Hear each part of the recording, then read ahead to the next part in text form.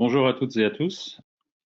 Alors, bienvenue pour un nouveau webinar de Catenda au propos de BeamSync. Je vous remercie de nous rejoindre aujourd'hui. Et le sujet d'aujourd'hui sera l'utilisation des sujets et la gestion des sujets grâce à BeamSync et les différentes possibilités qui s'offrent à vous pour utiliser les sujets à l'intérieur de notre plateforme. Donc, je m'appelle Julien Benoît, je suis responsable de l'équipe Customer Success chez Catenda et je vais vous présenter dans les minutes qui viennent, on va être ensemble pour une vingtaine de minutes, les différentes possibilités d'utilisation des sujets dans BeamSync et l'étendue de ce que vous pouvez faire avec. Alors, je vais passer à la présentation. Voilà, donc un rappel du contexte, la plateforme BeamSync, donc là on est sur des projets qui me permettent de vous présenter ce webinaire. Quand vous êtes utilisateur de BeamSync, vous atterrissez sur une page de démarrage, vous choisissez votre projet et vous êtes voilà, vous arrivez dans la plateforme qui est intégralement au web, donc qui fonctionne dans vos navigateurs. Et nous avons trois grands pôles, trois grands thèmes que nous couvrons dans la plateforme, qui sont les modèles, et donc la visionneuse et le viewer 2D et 3D de modèles IFC. Donc, rapidement, voilà comment ça se passe. Vous sélectionnez les modèles que vous voulez afficher dans votre navigateur. Ça se charge progressivement, plus ou moins rapidement selon la qualité de votre réseau. Et une fois que les modèles sont chargés, ils sont disponibles dans votre navigateur et vous pouvez les consulter, les sélectionner les objets, regarder les informations de ces objets et collaborer autour de vos modèles, à la fois avec l'aide de la visionneuse 2D éventuellement. Et voilà, vous pouvez vous repérer facilement dans l'espace et utiliser le viewer qui est disponible dans la plateforme. Et nous avons également la possibilité de regarder les propriétés de ces objets. Je reviendrai là-dessus parce que nous gardons un lien permanent entre les trois grandes fonctionnalités de BeamSync que sont le modèle, les documents et la collaboration avec les sujets. Tout ça peut être relié entre eux et donc on peut retrouver ici, vous voyez par exemple ici sujet, on peut retrouver rapidement les sujets qui sont attachés à un objet, mais également les éléments de bibliothèque et les documents. Donc, je reviendrai là-dessus un petit peu plus tard.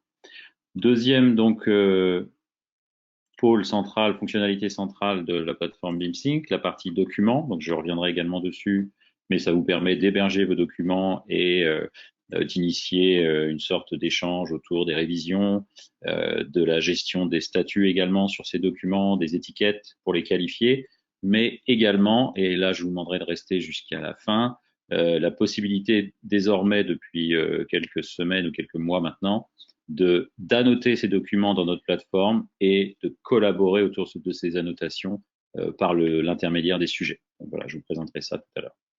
Et donc le troisième pôle, la troisième grande fonctionnalité de la plateforme, ce sont les sujets et la collaboration autour d'un projet à travers ces sujets.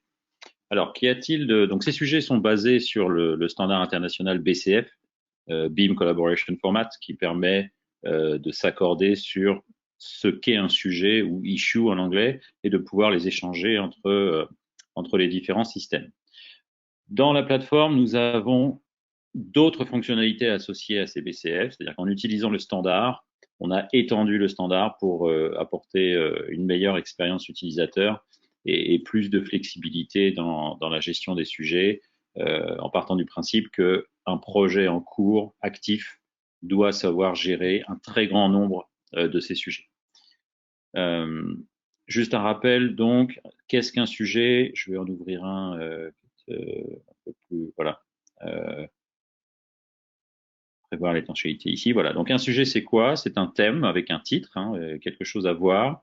Un sujet va avoir un statut, donc il va être ouvert, fermé, en cours, et il va y avoir des types de sujets. Donc ça concerne ici une modification architecturale.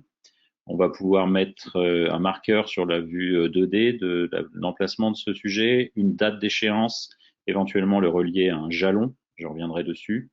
On va l'assigner à quelqu'un ou à une équipe, ce sujet, c'est-à-dire que le thème qui est à régler ici doit être assigné à des responsables, et puis la personne qui requiert ce sujet. Et donc le standard BCF permet d'enregistrer le point de vue qui a été pris à l'époque par le biais, premièrement, d'une image, et puis ensuite de pouvoir recréer ce point de vue dans le viewer pour redonner à la personne devant modifier, faire quelque chose, changer des paramètres ou apporter une réponse. Cette personne va se retrouver dans exactement le même contexte que la personne qui a soulevé le problème ou qui a posé la question à l'époque. Voilà. Et donc, quand on regarde l'image, vous voyez, là, il y a ce petit coin qui doit être traité. Donc, la personne qui est en charge peut commenter ensuite, se renseigner sur la nature des objets en présence et voir ce qu'elle peut avoir à faire. Bien sûr, là, nous restons dans BeamSync, mais avec certains de nos plugins, vous pouvez retrouver ces sujets dans votre logiciel de production, notamment pour le moment Revit et très bientôt d'autres logiciels dans le courant de cette année. Donc voici ce que c'est qu'un sujet. Alors maintenant, au-delà du sujet de base, on va dire, du standard BCF, qu'est-ce que l'on propose dans BeamSync pour vous aider à en gérer un plus grand nombre et de les gérer, je dirais, mieux que uniquement en faisant une longue liste de sujets. Tout d'abord, c'est l'organisation qu'on propose dans BeamSync concernant la hiérarchie de ces sujets. Nous avons la possibilité d'organiser les sujets dans des listes de sujets. Vous voyez ici, j'en ai 6 d'affichés, donc réservation entre l'architecture et les réseaux, la revue du modèle archi, la revue des documents, la revue structure, revue de synthèse, et puis un tableau spécifique pour le webinar. À quoi servent ces listes de sujets? Déjà, je vais en créer une nouvelle pour que vous puissiez voir ce que ça apporte. Donc voilà, je vais faire une nouvelle liste de sujets. Je vais l'appeler revue, j'en sais rien, mettons revue BIM, et puis je vais l'ajouter dans mon projet. Et vous voyez que là, j'ai des paramètres à régler. Déjà, je vais définir quel est le type de statut que je vais avoir dans cette liste de sujets. Et donc, bon, par défaut, c'est en anglais, mais je vais mettre que c'est un sujet qui est en cours, par exemple, et puis je vais dire que là, le sujet est clos. Donc ça, ce sera le statut de mon sujet dans ce tableau. Et ensuite, je vais pouvoir dire que voilà, j'ai relevé une erreur dans un modèle. Je vais mettre une remarque, on va dire, ou un commentaire.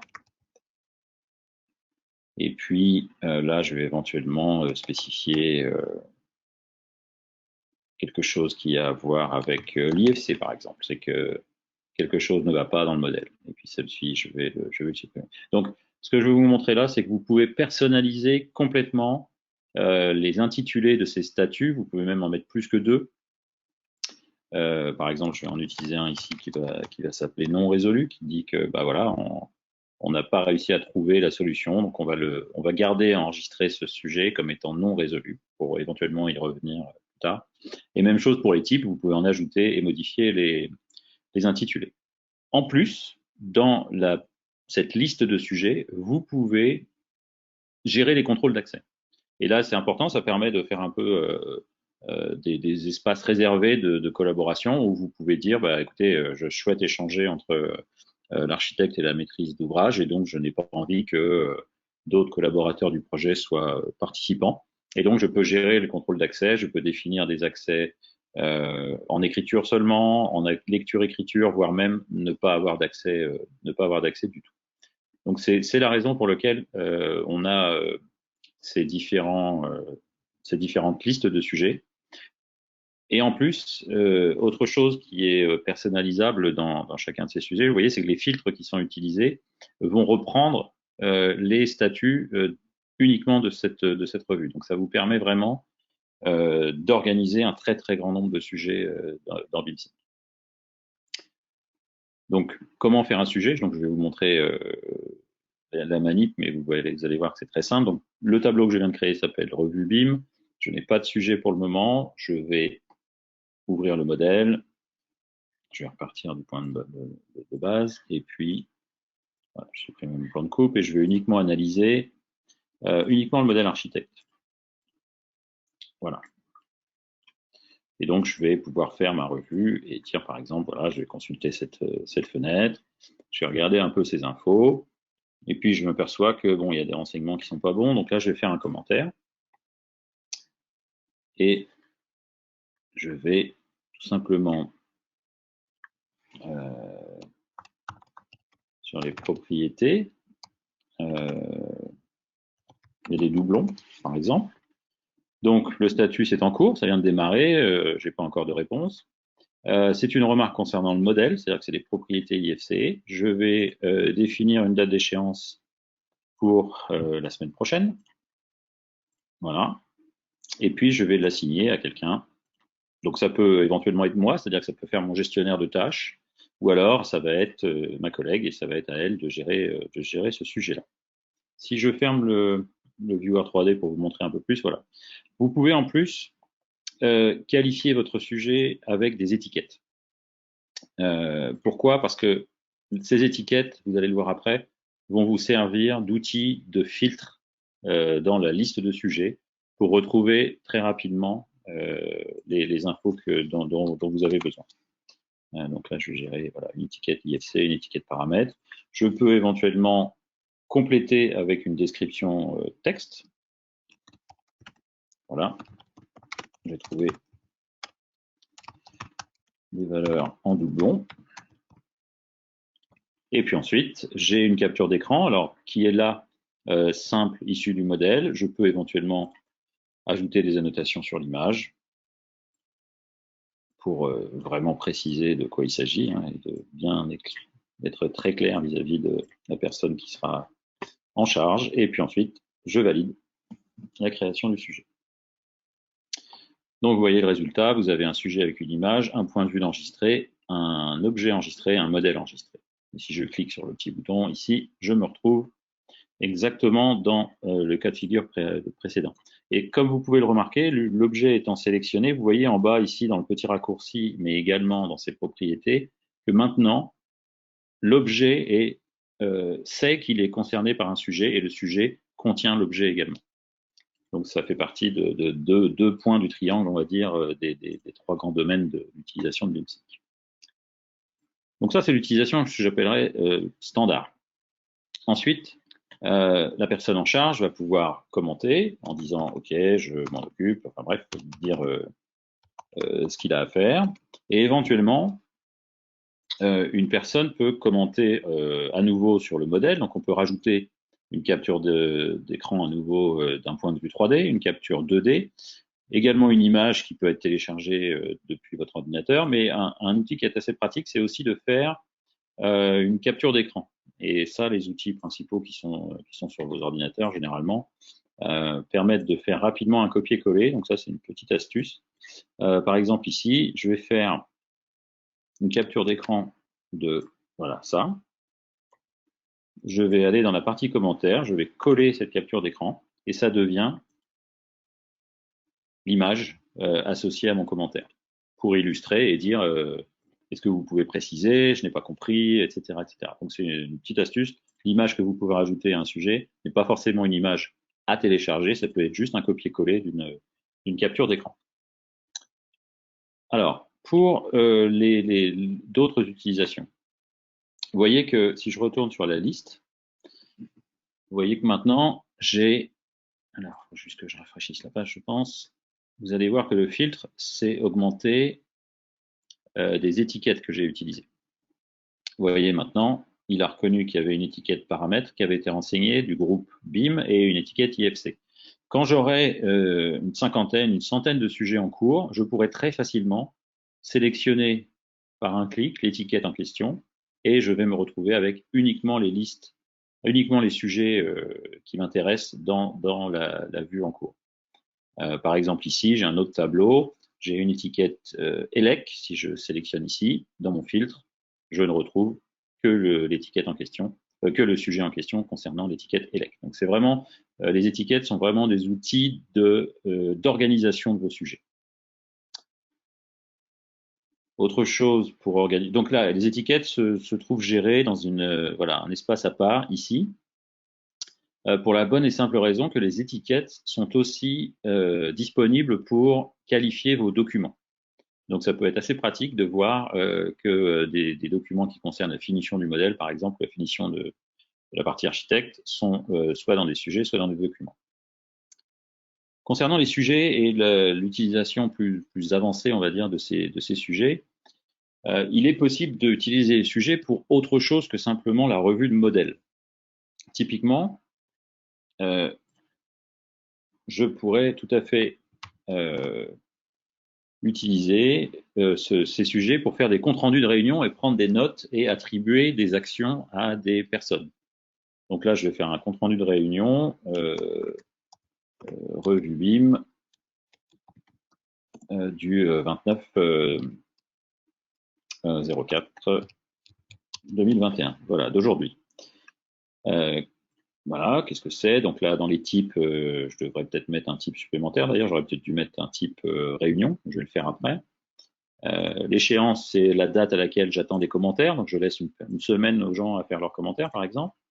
Et puis ensuite, ici, je vais mettre voilà, je vais mettre une étiquette qui veut dire que c'est une réunion. Et donc, comme ça, je vais pouvoir la filtrer après dans ma liste. Et puis ici, je vais pouvoir prendre des notes sur ce qui s'est passé, sur ce qui s'est dit, et éventuellement ajouter des listes de tâches. Voilà, je vais faire 2-3 exemples rapidement.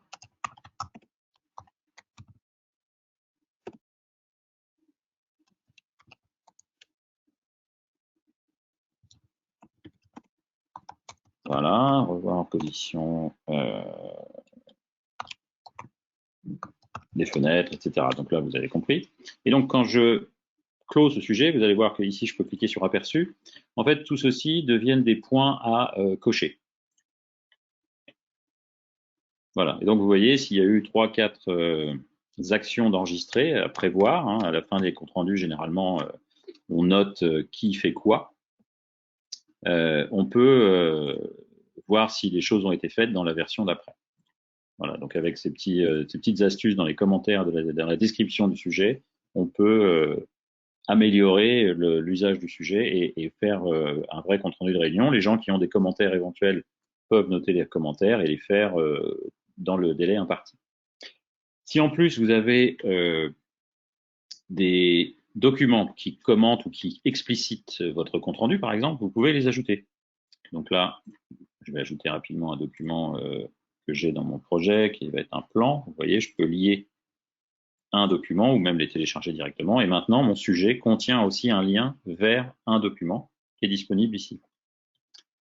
Même chose, je peux aussi avoir ce qui s'appelle des sujets connexes. C'est-à-dire que cette revue, cette réunion peut aussi concerner d'autres sujets. Donc j'ai deux possibilités. Je peux aller toujours dans la description et utiliser cet outil, là, le petit hashtag, qui va me permettre de mettre en lien dans ce sujet sommaire, on va dire, un autre sujet ici, en cours propriété doublon, et donc je peux aller voir directement depuis ce compte rendu ce qui s'est dit au cours de la réunion sur ce sujet en particulier. Et si je veux retourner à mon compte rendu, je clique ici et je retourne sur mon sujet compte rendu.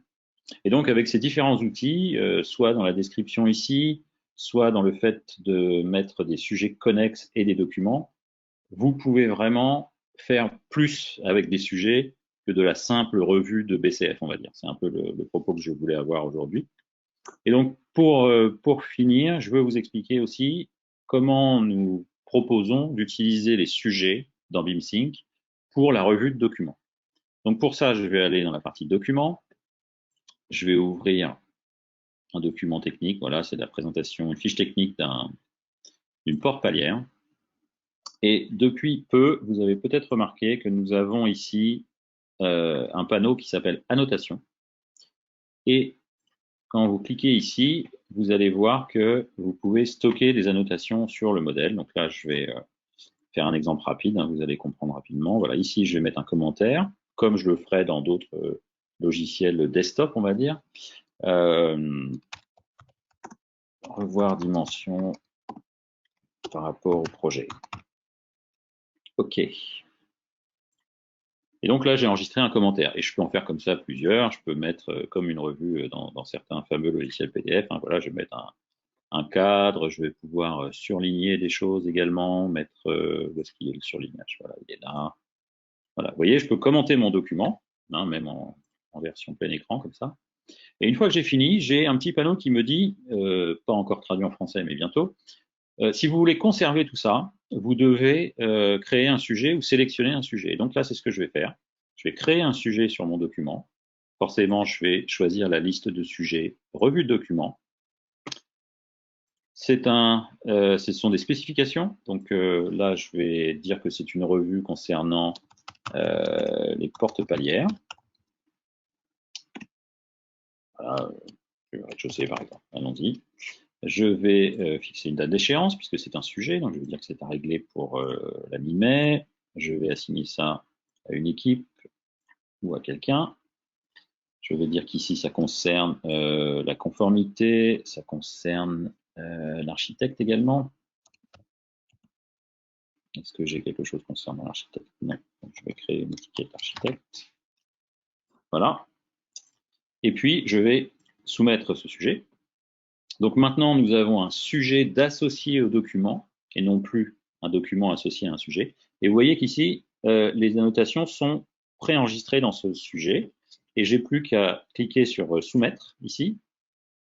Et donc maintenant, si je repasse en vue normale, quand je regarde mon fichier, vous allez voir déjà les annotations sont disponibles à la vue comme ça, mais vous voyez aussi qu'on a un sujet connexe sur le document.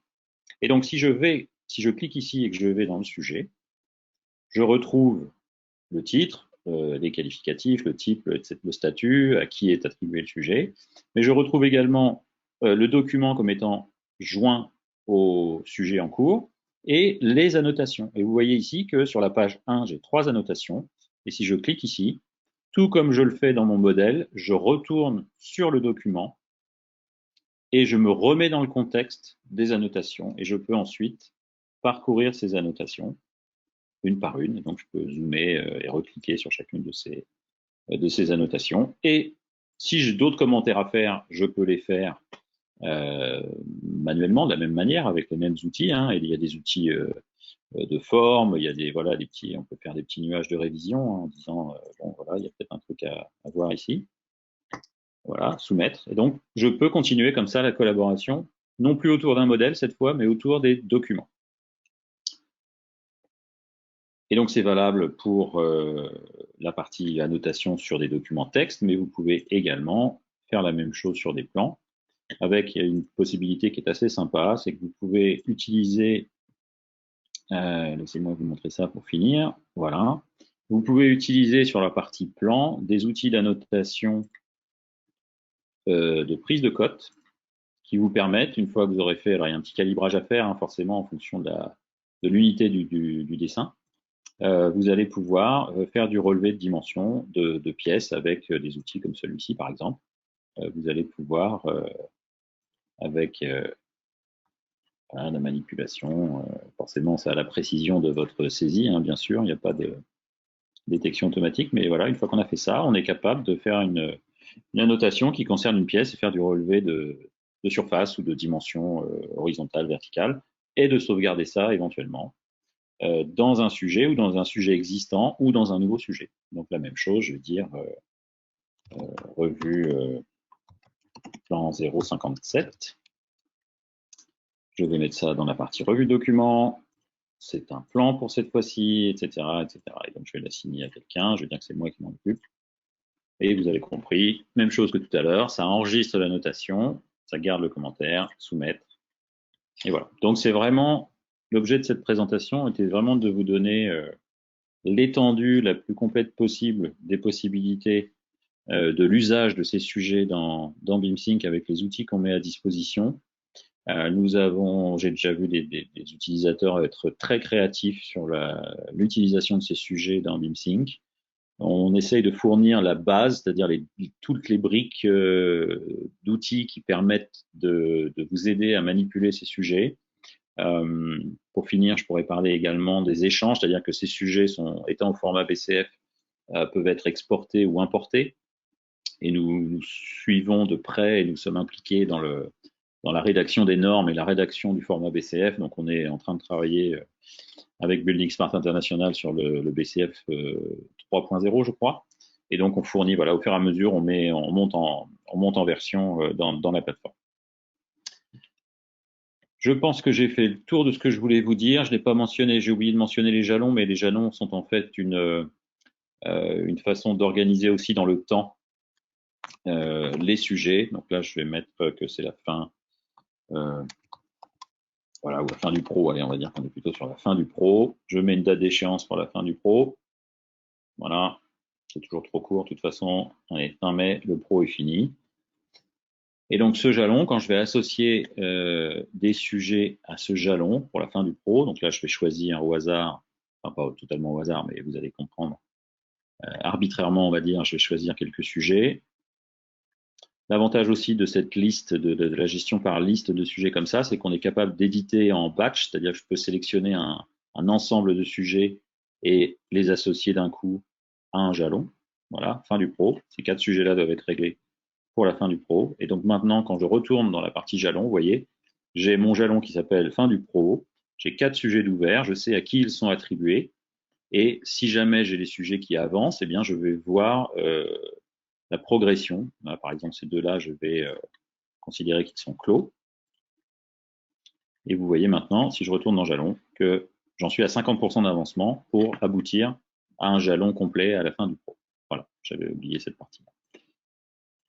Voilà pour les sujets aujourd'hui dans BeamSync. N'hésitez pas à nous contacter si vous avez des questions, soit sur BeamSync en général, soit sur l'utilisation des sujets en particulier. Je vous remercie d'avoir assisté à ce webinaire et je vous retrouve très bientôt pour d'autres explications sur les fonctionnalités de BeamSync. Je vous souhaite à tous une bonne journée. Au revoir.